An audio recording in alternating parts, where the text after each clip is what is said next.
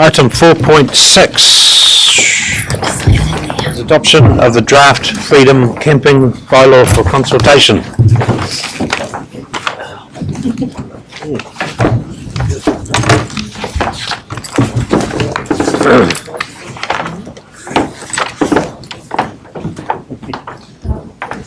Okay.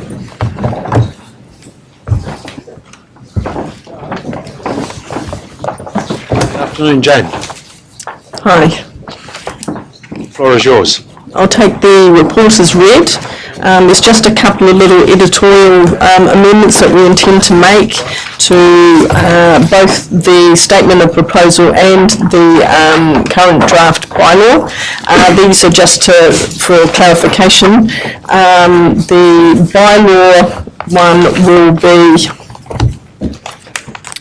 amending Taupo District in Clause 6 to local authority area, and the other is to Clause 7 and just removing reference to non-self-contained vehicles because that just is superfluous to requirements. The other two amendments are to the statement of proposal. One is to the first paragraph, which is on your page 82, and instead of to allow for, it will be to amend that to manage, and the other is basically just a spelling mistake. So. Okay. Are there any questions? Thank you, Jane. Any questions of Jane? Through the chair. Mr. Jollins? Thank you. It just occurred to me, Jane, and you know, up to be held wrong, the statement of proposal that we're going out as part of our comms piece, we talk about when we identify the proposed areas what the pros and cons are.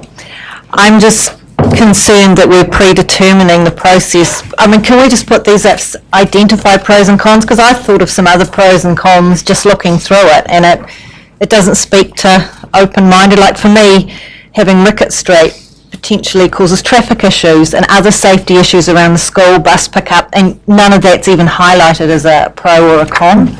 It's just a comment. Absolutely. We've kind of drafted around the specific areas that were highlighted in the Act, but yeah, no, traffic concerns are definitely a very good concern to be talking about.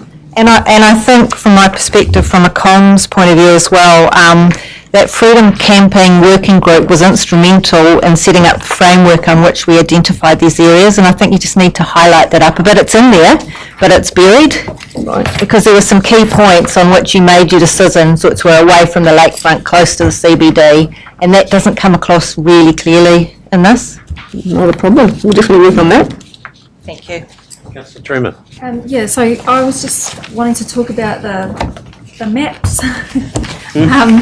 So for Mangakino areas, yeah, I'm reading this wrong or they're showing up wrong, but it says on page 57, it says Lake Maraetai Area 1 self-contained, but the plan,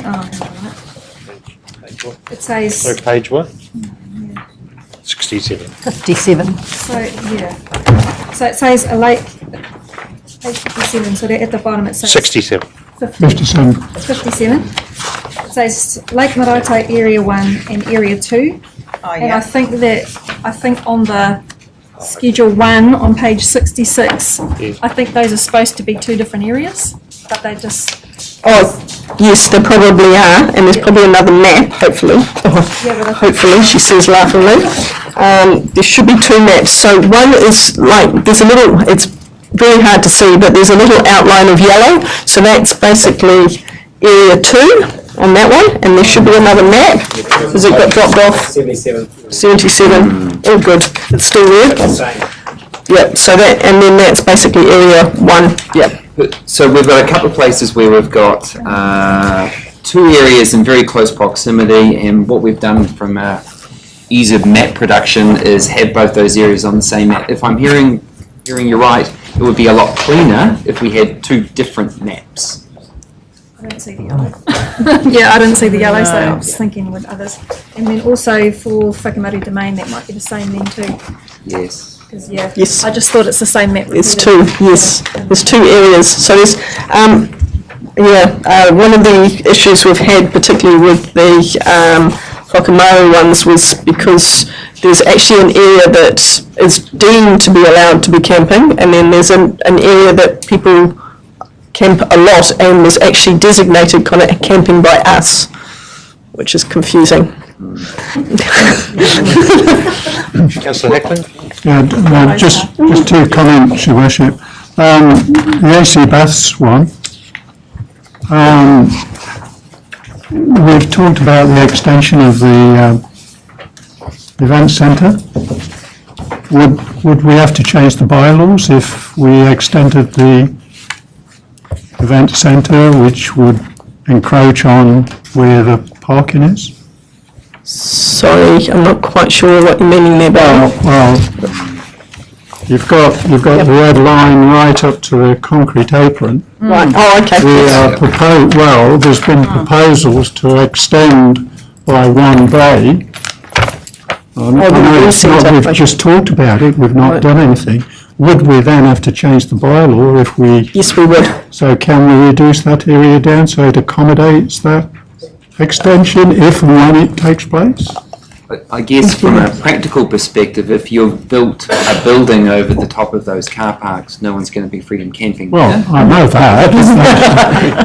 And what you could then do is subsequently pick up that change through any subsequent review of the bylaw. Yeah, but Yes, wouldn't what it we- be better to do it now? We've talked about extensions. And I guess we're looking for some direction from you about what's the likelihood around those extensions. If that's something you see as being highly likely, let's remove that from the Do we from the want that bylaw. there If anyway? it's Pardon? Do we want it there anyway? Well, I don't feel we want it there, but that's only my opinion. So what you I saying? mean, the working groups identified these sites, so I'm not really opposed You to just that. reduce that size down a bit. I guess I What think pages? we should, personally.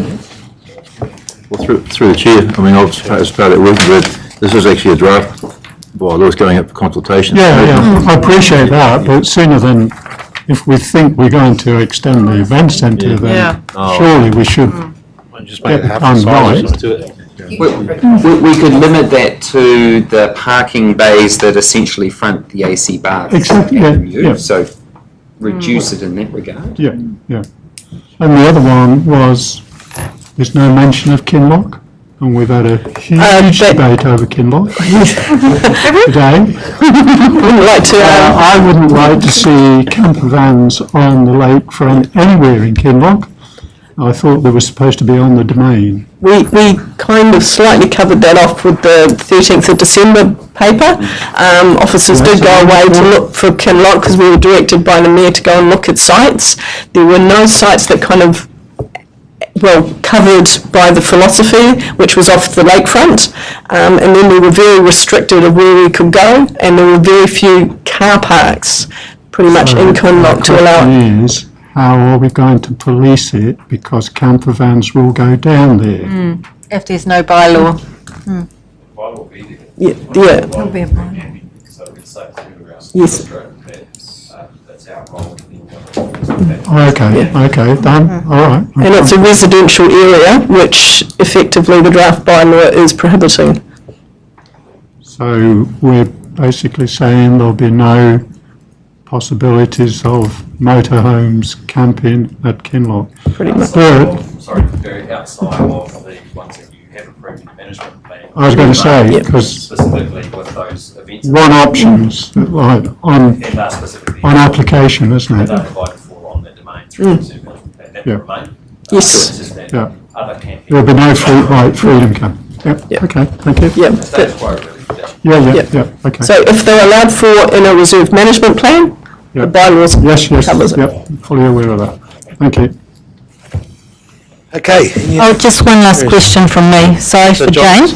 I noticed on central government's interesting website that they had the other day that they're doing a whole review of freedom camping, and they've got a working group and they're setting up best practices and all sorts of things. How does the work that we're doing align with some of the recommendations that are coming through from there?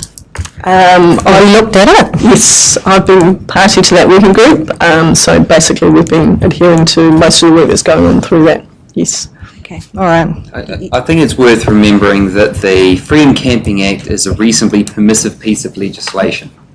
And that's really our starting point. What we've done through the discussion over about the last year is try and find a point where the community is feeling more comfortable with the management of freedom camping. That's going to cause some real tension through this consultation process, because we'll have parts of the community who don't think we've gone far enough, and we'll have other parts of the community, like the NZMCA, who may think we've been too restrictive in terms of our application of that legislation. To be honest, that's something we're just going to have to work through in terms of the submissions and the hearings process as we try and balance those different views. Councillor Park? Thank you, Nick. Has there been any further progress on the amended classification of self-contained vehicles from the motor? So that's actually currently out for public consultation as we speak, and in fact it was just today I've been reviewing that quite extensively. So pretty much they are trying to make it more prescriptive around what is considered an actual contained toilet on the actual van itself. Having said that, there is one little minor strange thing that they're talking about, outside of the van with a tent, which I intend to sort of bulk at. So there should be something further to that by the time we get the consultations finished and it comes back for deliberations. Yeah, it's about mid-February that the consultation closes, and then they'll have a process of, similar to ours. Thank you. Just a reminder as well, from a communications perspective, this will be going out in parallel with the Reeds Farm Reserve Management Plan. So you will be able to deal with both of those issues side by side in terms of submissions and hearings. Councillor Truman? I know we discussed it, the Kinloch domain, is there, like in that car park, is there not an area there that was deemed, that's not on the lake now, to be able to... And we did look at that, but that would also include an amendment to the reserve management plan, which again is not without, I mean, we would definitely go and look at amending the reserve management plan if that's what you would like.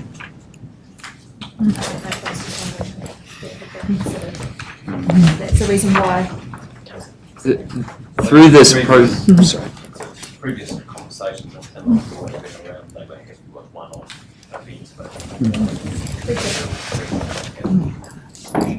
this consultation process will flush that out. So if it comes out and says they do want it, then that's within your power to then make the decision. Okay, all right, suggested recommendation there, 1, 2, 3 and 4, correct? No change to those? Okay, we go out and find out. Do I have a mover please? Thank you, Councillor Rankin, seconded by Councillor Hickling. All those in favour, please say aye. Aye. Against, carried.